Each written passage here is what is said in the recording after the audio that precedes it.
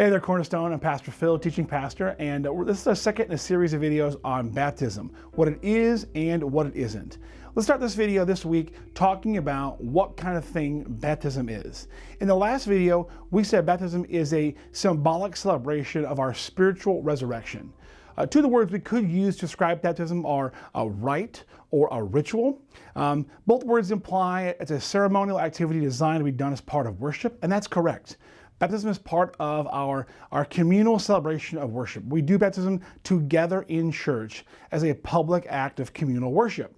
Now, some churches call baptism and communion, other things, sacraments. The word they use is sacraments. Now, what's important to know is the word sacrament has a very particular connotation.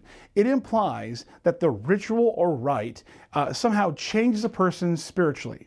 So some of those churches that use the word sacrament are indeed implying that baptism is part of the salvation process. It's part of God forgiving your sins. At Cornerstone, we take a different approach. We don't view baptism as part of the salvation process. We view baptism as a celebration of what's already been done.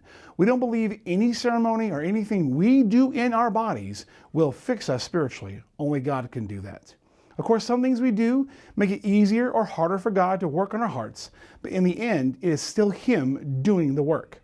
That's why we refer to baptism and communion as ordinances. These are ceremonies that help us to connect mentally and emotionally with what Jesus did in His body for our souls. Okay? They do not, in themselves, change us spiritually. They simply help us better understand what God has already done in our lives and what He will yet do in the future. That is also why we do not practice infant or child baptism. We believe that being baptized is something you should do when you can choose to do so, when you can understand the meaning and purpose of baptism. We discussed all that in our first video, but as a reminder, being baptized means you've already been saved, already repented of your sins, already found a new life in Jesus.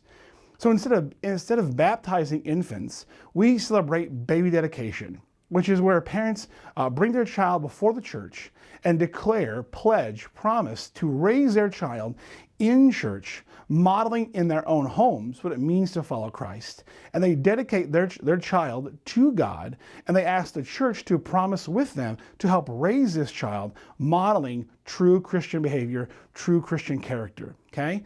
Baptism then is a result of our actual adult, conscious, big person choice to follow Jesus. Okay? Your parents can dedicate you, but only you can commit yourselves to being baptized. It's a public, physical testimony to the personal and spiritual reality of your salvation. It's a ceremony in which we celebrate as a church what Jesus has done in your life. It's not a ritual we undergo to change ourselves. It's a commentary, a public display celebrating what God has already done. Okay? In short, baptism doesn't save you. I'm going to repeat that because it bears repeating. Baptism doesn't save you. But if that's the case, why should we get baptized?